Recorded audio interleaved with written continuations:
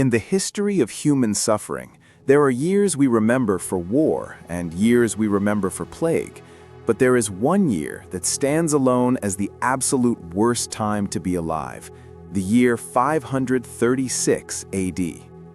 Imagine waking up in the heart of summer, walking to your window and seeing a sky the color of a bruised lung. You wait for the sun to rise, but it never truly does. Instead, a ghostly, dim light filters through a thick gray veil. There are no shadows on the ground. The birds are silent, confused by the perpetual twilight. In Rome, in Constantinople, in the heart of China, people began to panic.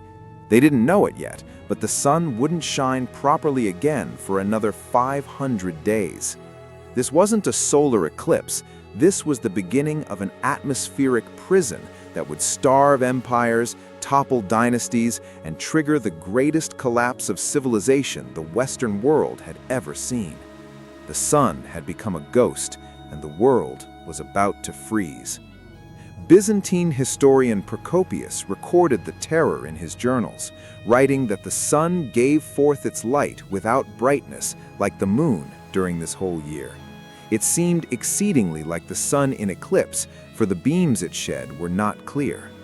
But this wasn't just a visual anomaly. Within weeks, the temperature began to plummet. In Ireland, the Gaelic annals spoke of a failure of bread.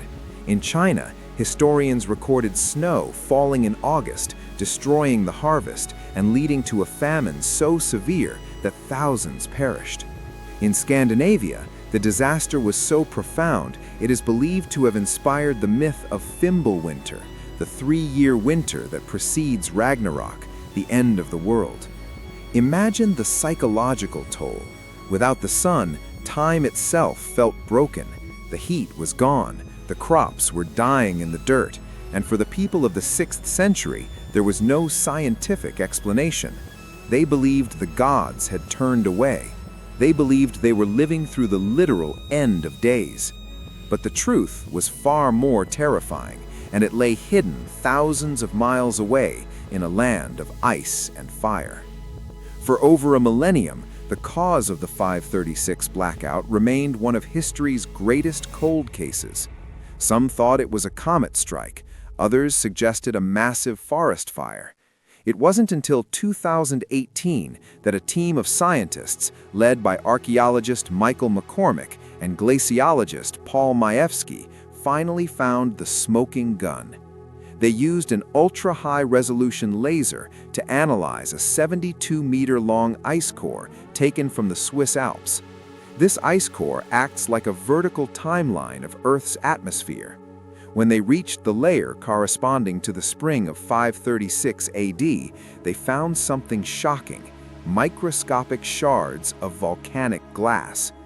Using chemical fingerprinting, they traced these shards back to the volcanic rocks of Iceland.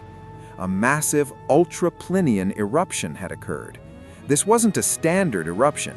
It was a cataclysmic event that ejected millions of tons of ash and sulfur dioxide directly into the stratosphere. Once sulfur reaches the stratosphere, it forms a sulfate veil. This veil acts like a giant planet-wide mirror. It reflects incoming solar radiation back into space before it can even touch the ground. The Earth was effectively placed in a freezer. But as the scientists dug deeper into the ice, they realized the nightmare was even worse. 536 was just the beginning. In 540 AD, a second massive eruption occurred, followed by a third in 547. It was a triple blow that kept the Earth in a state of volcanic winter for over a decade. The lack of sunlight didn't just cause cold, it reshaped human biology and geopolitics. Without vitamin D from the sun, human immune systems began to fail. Populations were malnourished, cold, and physically weakened. This created the perfect environment for a silent killer to move in. In 541 AD, the first recorded pandemic of bubonic plague, the plague of Justinian, hit the Roman port of Pelusium in Egypt. It spread like wildfire through the starving, huddled masses of the Mediterranean. In Constantinople, at its peak, The plague was killing 10,000 people a day. There was no room to bury the dead, so bodies were stacked in the towers of the city walls.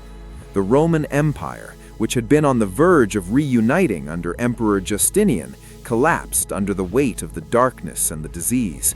The economy vanished, the military evaporated.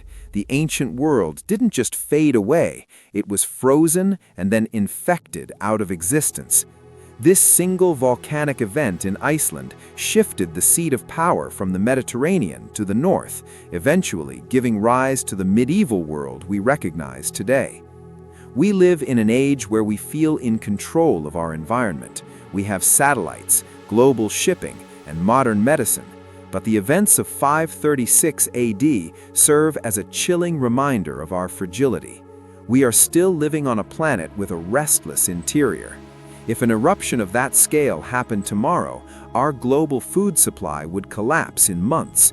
Our electrical grids, heavily dependent on certain weather patterns and stability, would be thrown into chaos.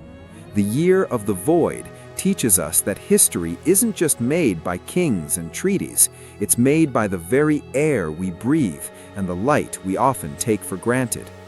We are the descendants of the few who survived the longest night in human history. They endured 18 months of darkness so that we could stand in the light today. But the volcanoes are still there, silent and waiting. The question isn't if the world will go dark again, it's when. If you found this dive into history's darkest year fascinating, hit the like button and subscribe. It helps us keep the lights on, literally. What would you do if the sun didn't rise tomorrow? Let us know.